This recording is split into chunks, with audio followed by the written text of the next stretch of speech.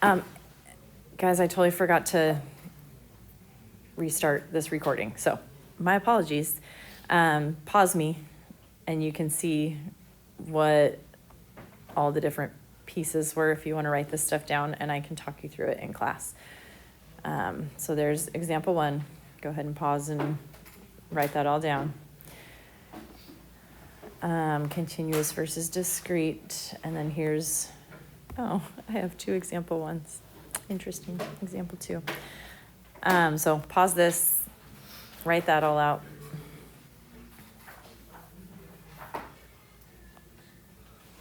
And then here.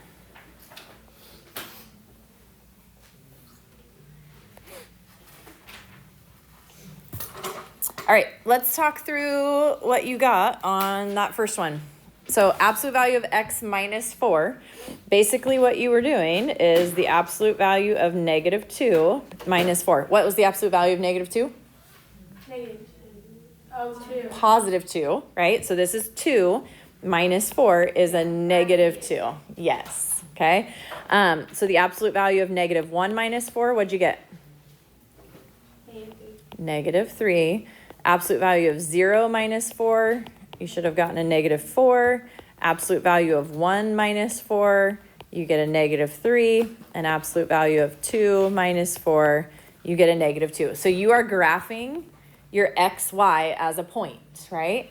So it should have been negative 2, negative 2, negative 1, negative 3, 0, negative 4, 1, negative 3, and 2, negative 2.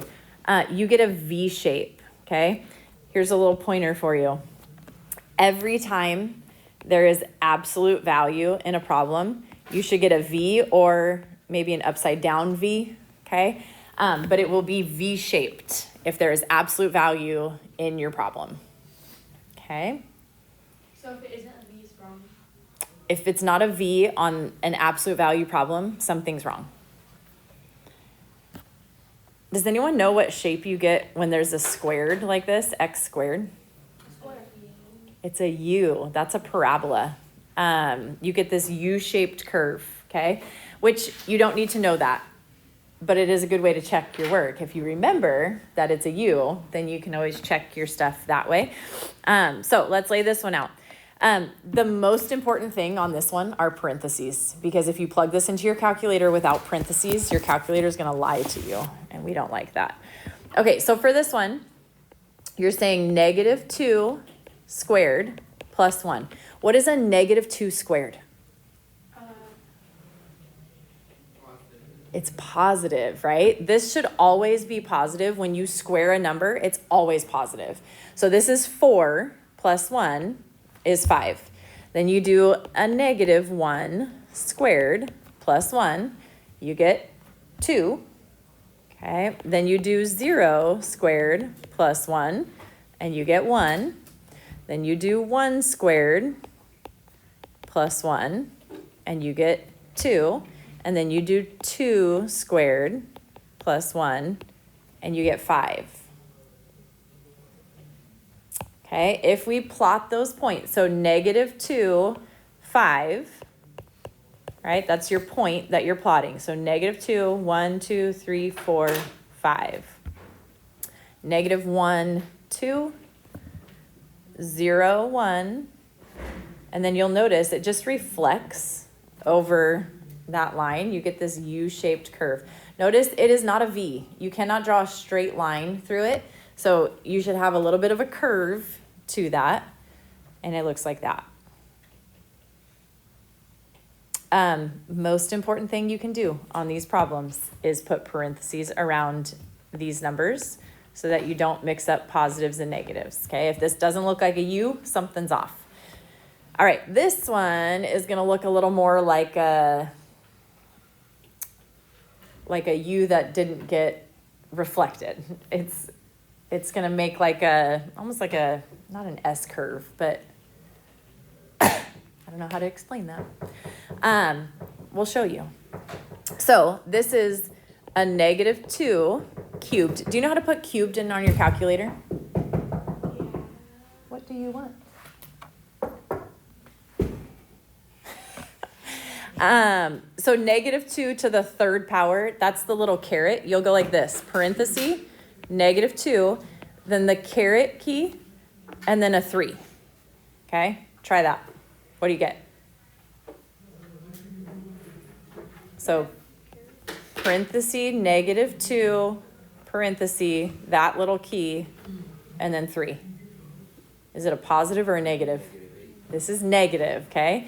So that's -8 plus 1 is what? -7. Okay, this one you can just arrow up and change the number. So arrow up to that -2, make it a -1. So now you get a -1 times -1 times -1. That's what? -1, right? Plus 1 is 0. Okay, then you type in 0. 0 cubed. You're going to have to ditch the negative if you're going to just re-enter it. So 0 plus 1 is 1. Then type in a 1. 1 cubed plus 1 is 2. And then type in a 2. 2 cubed plus 1 is 9. Anyone not clear how to plug those in? Are we getting it? The third power?